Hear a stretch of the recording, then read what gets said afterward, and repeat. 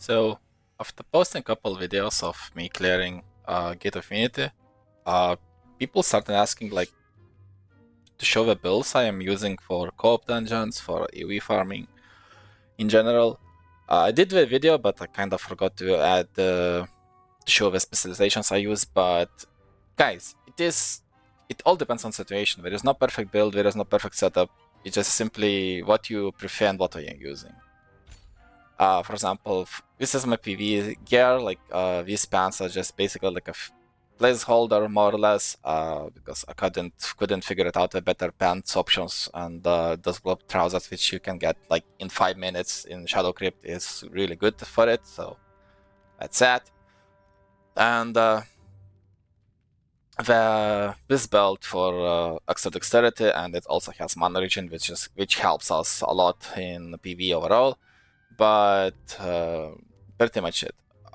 The stats depends on the situation as well. Like I try to maintain 50 strength because of a heavy attack chance, and in some cases perception could be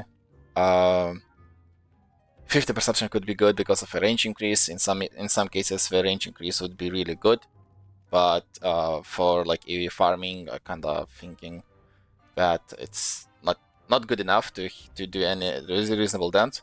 40 wisdom, extra buff, the buff duration is good because it extends our curse time, which means a lot of more damage.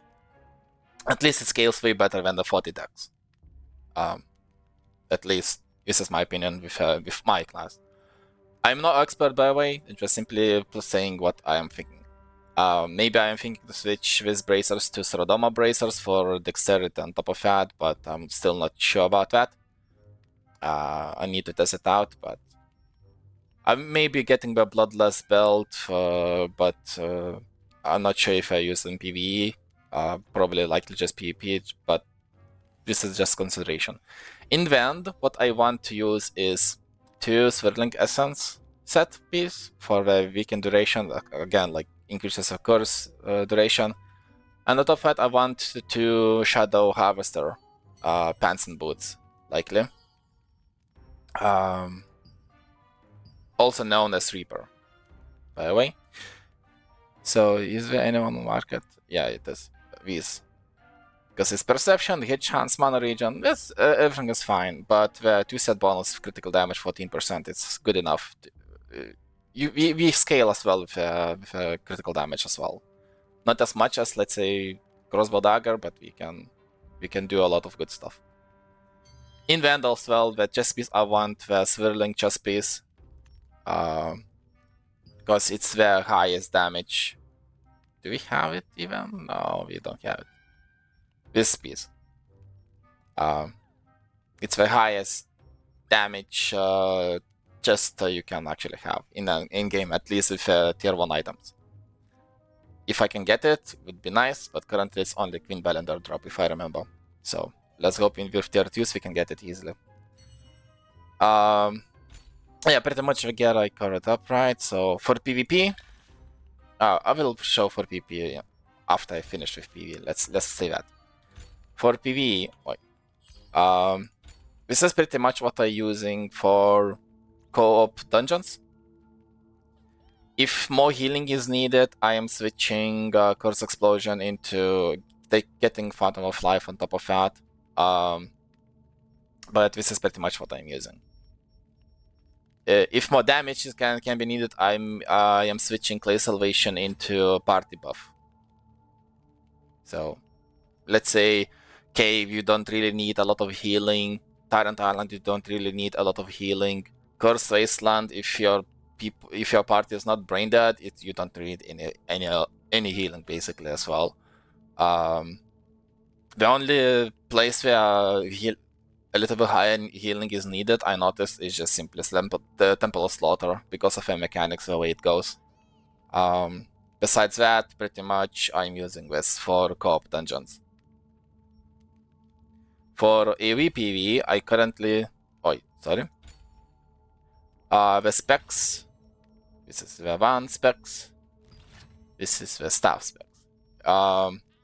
But it could change. Like if you need a little bit more AOE, AOE damage, let's say Death Abyss, there are a couple of places, or Taran Island where you have some more monsters close by, you can uncheck, like, I don't know, maybe barrage into applying zero fire bombs for the while clearing up to the boss, and then switch back, and on top of that you could probably remove that to Photo of Despair to have AoE as well. Some AoE as well. But yeah, pretty much that's it regarding co-op dungeons. Mass PvP. Mass AoE PvE, like in open world dungeons, as an example. This is what I'm using currently. There is one downside of that. The downside of that is that Karmic Haze has quite significant cooldown, which means that it's highly likely that with every single pull, you will not have it on. So, which means that Decaying Touch also loses effect, because Decaying Touch is useful only with Karmic Haze because of a spread. Without it, those two skills becomes kinda. If a Karmic Haze is on cooldown, this skill basically becomes useless. So, but you have more than enough damage to clear it with Curse Despair and the Curse Explosion, because you can reapply that Curse Despair to up to 3 targets, plus if you Q block Fury Attack, all of the monsters should be having some Touch of Despair stacks, and you just simply Curse Explode them. Regarding Curse Explosion, I had a question, like, do you use Dark Explosion? It depends. If Cursed Explosion, if you can kill all the monster stack or stack you have with one Cursed Explosion, I'm not using it. But if you don't have enough damage, having Cursed Explosion, the Dark Explosion spec would be good. If you have this, would be good. What I would sacrifice for it, because I don't really want to sacrifice anything, probably can I use that? Yeah, I can sacrifice Inner Peace Duration for Curse Explosion. At least this is my specs I am using currently. Regarding PvE masteries, for co-op and AoE PvE is basically pretty much the same. It's for staff bottom row with a middle row, for wand middle row with a top row.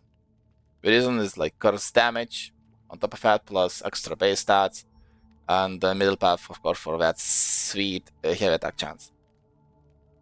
Also attack speed, don't underestimate attack speed as well. Buff duration as well is really great, cooldown reduction, skill healing as well, which kinda helps as well. Yeah, pretty much that. It's a little bit different for PvP. So, for like if your sustain is kinda low, let's say if you often need to use with healing and your healing is low, it's highly likely that you could use a Selfless Soul instead of Full of Corruption. It would increase your Swift healing quite a bit. Plus, it increases your Inner Peace regeneration as well. So there are cases where I'm using Swift of Healing with low mana on myself to just use the Inner Peace. It works really well. But Full of Corruption with Inner Peace also scales really well. Inner Peace overall scales really well with flat mana regen bonuses. And if you kill multiple monsters and can maintain the 3 stacks, you're basically getting 84 mana regen flat for free. But this is pretty much the build I'm using. So regarding PvP, this is what currently I am using. But the reason why I'm using this is that these two skills are specifically to kill low HP targets which are SNS based. Like Paladins, SNS Greatswords. This is what I am using to kill them. Because if you apply Touch of Despair and you double stack and it's heavy attack, it will be stronger than 3 stack Curse of Despair. And if Curse Explosion heavies, holy fuck, you deal like 12-13k damage to tank easily. Like I literally I test it out on my guilds, one of the strongest tanks, if not the strongest tank. I dealt him multiple times like 12-13k HP damage. And his HP pool is 20k. or 21k, something like that. But basically, you do over 50% HP damage with that. Like with a triple the spear stack to be clarified. However, but as I said, like even if it's 2 stacks, if it's heavy, that with Curse Explosion you would do easily like 5-6k damage, which means that a tank with 20-30% HP should die, and it's really good, especially during a night period. Since this passive increases the curse damage during the night. So if it's night period during your PvP, this combo becomes really deadly on any target, but I specifically use it on the tanks because tanks are tanks are afraid of damage over time and magic abilities overall. So both lightning skills and the curse skills are really good against tanks, especially in the future, by the way. The other, like back in the day when we were in the same server with Synergy, I was using more or less this. Because I needed more mobility because we have a lot of zombie waves via Zergals quite significantly, but we managed to beat them multiple times and to not allow them to get any significant raid boss advantages during our prime time. So, but we are annoyed and just simply later on switch the servers to find a better competition, but sadly competition will run away from us. Anyway, regarding that, this is what I used to, and it's actually pretty good for the control setup. The masteries would be the middle pass for both wand and staff, and then I would pick mana cost efficiency. So it will be the route which has mana cost efficiency. Because when I'm playing hybrid build, the amount of mana you are using is so high that inner peace is not really good enough for you to maintain the really high mana. So you need to coordinate with your bow user to use their own flat mana regen buff with your inner peace so that you can get your full mana from 0 to 100 in 2 seconds. This is really good. So trying to coordinate with that is really good. For Arena, I still kinda use this. Since I'm not really into 3v3, the likely would be different options. It's highly likely that I would switch maybe this Victorious energy into sleep. So you sleep one target and basically becomes 2 versus 3. As well as current meta is really about mana burn. So having on top of that, Touch of Despair. Oh, sorry, not Touch of Despair. What is it? Enhanced time. Having it with a mana burn, it could be actually pretty good on top of that because you're burning the mana as well. A lot of mages would use. It's also beneficial for you maybe as well to use Fire Barrage and use mana burn on top of that. So you burning is basically 10 times. Yeah, it casts 10 times, so you burn the 1000 mana for free. And if you use fire spells before that, if you manage to stack some burns, it's even more. And this is staff users are using, but since I am more into hybrid supporter role, I don't really have slots for that. But this is pretty much what I'm using currently. And the specs are the Despair. Wait, did I remote something? Okay. This is my wand specs, this is my staff specs. That's it. There are some things I can change. This inner peace immunity makes obvious why. If Greatsword user jumps on you and he is starting, if you have high enough reaction, you start channeling inner peace, you can avoid his stun and then escape in that way. Or if you see the people you're about to get sleep bombed, you can preemptively cast the inner peace to not get CC'd by sleep as well. Icebound Tomb is also good to freeze some single target, but people with jump on you usually have high enough evasion that I kinda often miss that, even with 800 plus hit. So I stopped using it. Like if I want to stop someone, maybe sleep lands way more than Icebound Tomb. I simply don't like the skill overall. So yeah, pretty much is. During the night period, if you're not into doing damage, I often switch Force Master if I am using these abilities, because it increases my effectiveness of slows, which is also a good option to have. But this is what currently I have and I am using. For PvP, the stats are basically the core stats is 50 strength, 60 perception. What's beside that? Text of wisdom. It depends what gear you have, on what stats you prefer. Like probably wisdom, getting 30 wisdom would be better than dex, but since I am more into offensive supportive route, like a hybrid, I would prefer 30 dex for extra critical hit. But basically my idea of build is maintain 800 plus hit and maintain at least 650 critical. I am endurance with a max HP, because endurance and max scales really hard with max HP. On top of that, endurance is consistent defensive stat. Evasion is strong as long as you have higher evasion than enemy has hit, which means that you need to be above a curve, and there will be times when you are not above a curve. So early game, as always, like with any new gear, like evasion will be stronger for a week or two, maybe up to 3 weeks, and then endurance will start outscaling it. It's just what you prefer. Another advantage of evasion is that you kinda you can. It's easy with resistance, with a CC resistance on top of that. So it's another point to consider. But I tried evasion, I tried endurance, and I prefer endurance. It is all a personal preference.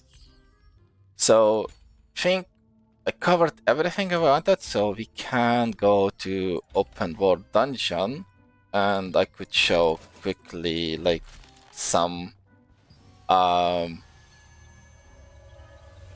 AOE in any open world dungeon.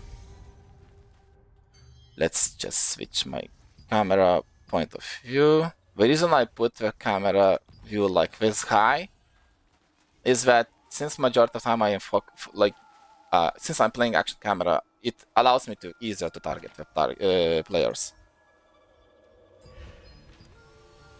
Okay, let's see if we can make a quick 1 or 2 trains, and that will be for a video. Should I go there? Not sure. Is there people down? Yes, it is. Okay, there is a high enough spot for monsters. Okay, let's do this. I hate this spot a little bit because of the sentries. Like, they're a pain in the ass to deal with. Let's put this. Start. Okay, sentries. Annoying. Okay.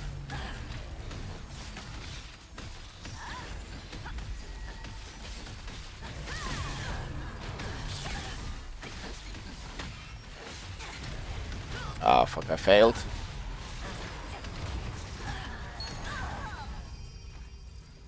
Alright. This is what you're not supposed to do. Nah. Shit. Why am I lagging? Just a moment, boys. Okay, I'm not have frame generation on. Okay, my bad.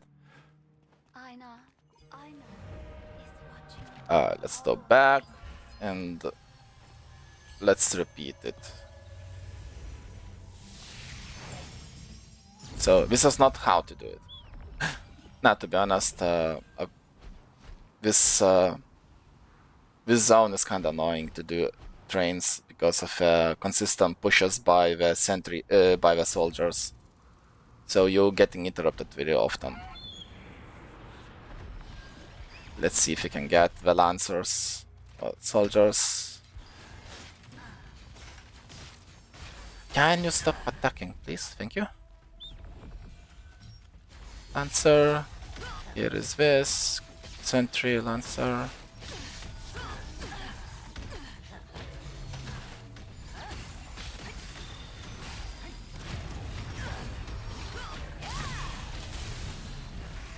You apply the debuffs like this, and Curse Explosion.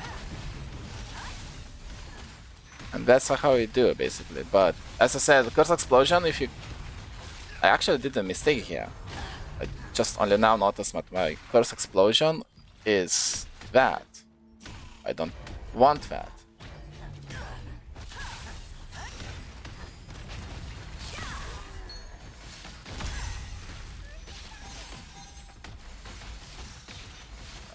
Did I apply the passive? Oh, yeah, okay.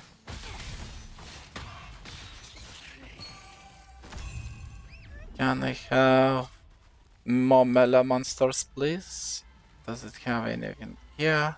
Soldier, soldier, soldier, sentry. Let's do it.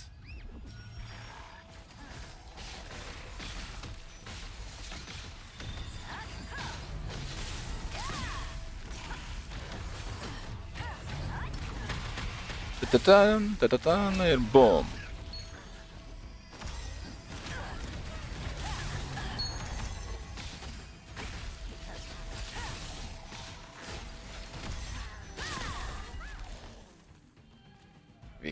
Let's try now to show example in the Shadow Crypt.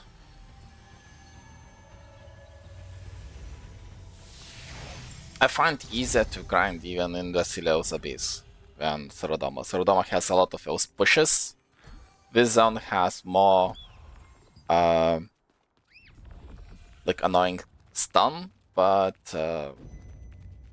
its monsters are a little bit weaker than Serodoma, so it's easier to pull.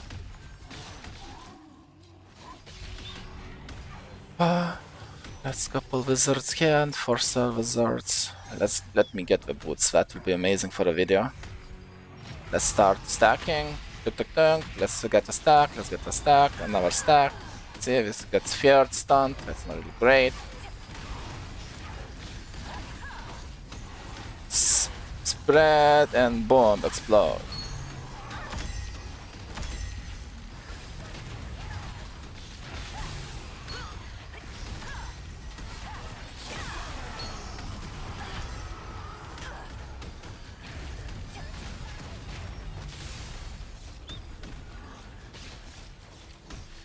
This is what happens when not making proper train, by the way.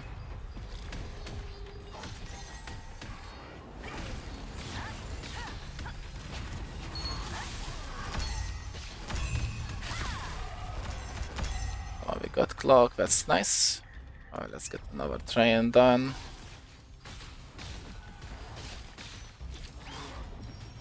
Oh, that will be amazing run. Bull, sorry.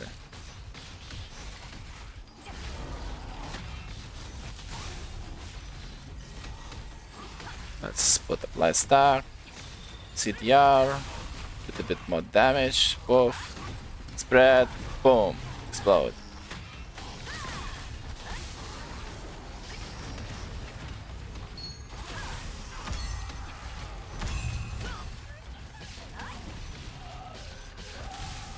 And as I mentioned, the Decaying Touch is useless while Karmic Haze is off cooldown. Sadly. This is the downside of this setup. Now let's show without it, and let's put maybe... Let's put circle. Is the monsters on top? No. Oh, my guildmate is clearing. Ah, shit. Okay, it actually respawned. Come on. Now, by the way, with a staff, pulling probably is a little bit higher, better because of a longer range. CDR, boom, let's block. Oh, see, this is the downside of this. Interrupting.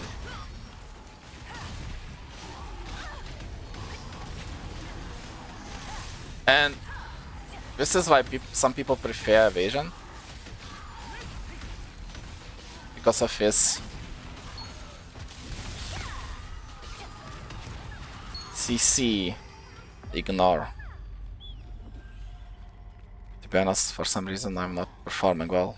Usually goes way better.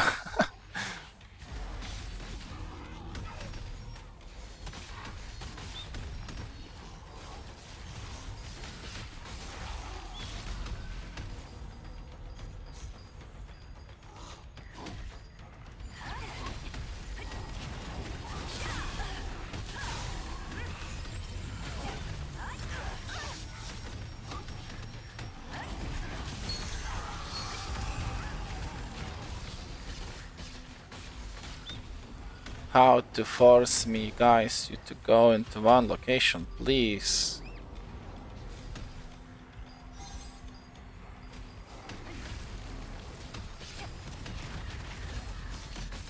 Basically, play with the corners if you want to pull.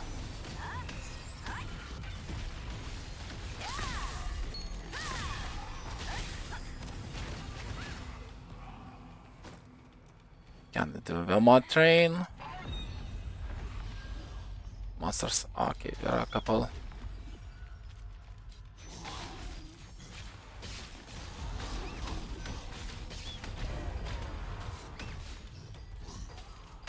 Hello, move.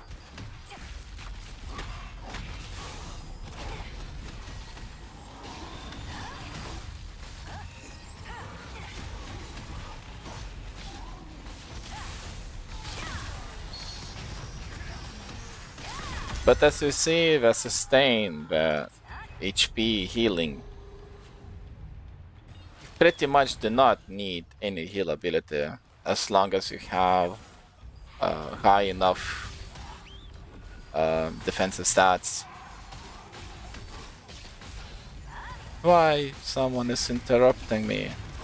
Please.